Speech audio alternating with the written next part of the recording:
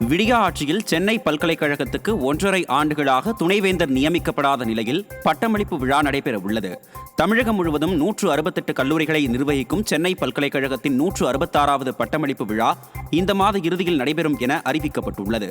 நாடு விடுதலை பெறுவதற்கு முன்பே தொடங்கப்பட்ட சென்னை பல்கலைக்கழகத்தின் நிர்வாகப் பணிகள் கடந்த 1.5 ஆண்டுகளாக துணைவேந்தர் இல்லாமல் முடங்கி 56,000 மாணவர்களுக்கு பட்டமளிக்க முடியாமல் இருந்தது. இந்த நிலையில் 166வது பட்டமளிப்பு விழா நடைபெற இருப்பதாகவும் இதில் ஆராய்ச்சி பிரிவில் பட்டம் பெறும் ஆராய்ச்சி மாணவர்கள் 25 ரூபாய் கட்டணம் செலுத்த வேண்டும் என்றும் அறிவிப்பு வெளியாகியுள்ளது. விடியா ஆட்சியில் சென்னை பல்கலைக்கழகத்தின் பட்டமளிப்பு விழா துணைவேந்தர் நியமிக்கப்படாமல் நடைபெற இருப்பது கல்வியாளர்களை வேதனைப்படுத்தியுள்ளது. சென்னையின் பல இடங்களில் திடீரென கனமழை பெய்ததால் சாலையில் ஆங்காங்கே தண்ணீர் தேங்கியது. வியாசர்பாடி, பெரம்பூர் மூலக்கடை, எழும்பூர், சிந்தாதிரிப்பேட்டை, அண்ணா சாலை, அரும்பாக்கம், கோயம்பேடு, நெற்குன்றம், நுங்கம்பாக்கம், கோடம்பாக்கம், சேப்பாக்கம் உள்ளிட்ட பகுதிகளில் பரவலாக மழை பெய்தது.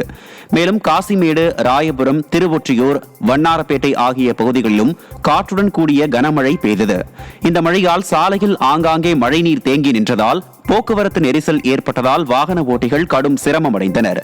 பருவமழை தொடங்குவதற்கு முன் சென்னையில் உள்ள சாலைகளில் மழைநீர் வடிகால் பணிகளை விரைந்து முடிக்க விடியா திமுக அரசுக்கு மக்கள் கோரிக்கை விடுத்துள்ளனர். கோவை மாவட்டம் சிங்காநல்லூர் அருகே அரசு பேருந்தில் பயணிகள் அமரும் இருக்கைக்கு கீழே பலகையில் விரிசல் ஏற்பட்டு சக்கரம் தெரிந்ததால் பயணிக்கும் நடத்துனருக்கும் இடையே வாக்குவாதம் ஏற்பட்டது. சிங்காநல்லூர் முதல் குறும்பபாளையம் வரைக்கும் இயங்கும் அந்த அரசு பேருந்தில் பயணித்த குறும்பபாளையம் விஷ்ணு என்பவர் சக்கரத்தின் மேல் உள்ள இருக்கையில் அமர்ந்துள்ளார். அப்போது இருக்கையின் கீழே பலகையில் விரிசல் ஏற்பட்டு பேருந்தின் சக்கரங்கள் ஓடுவது தெரிந்துள்ளது. இது குறித்து கேள்வி எழுப்பிய அவருக்கும் நடத்துனருக்கும் இடையே வாக்குவாதம் ஏற்பட்டுள்ளது.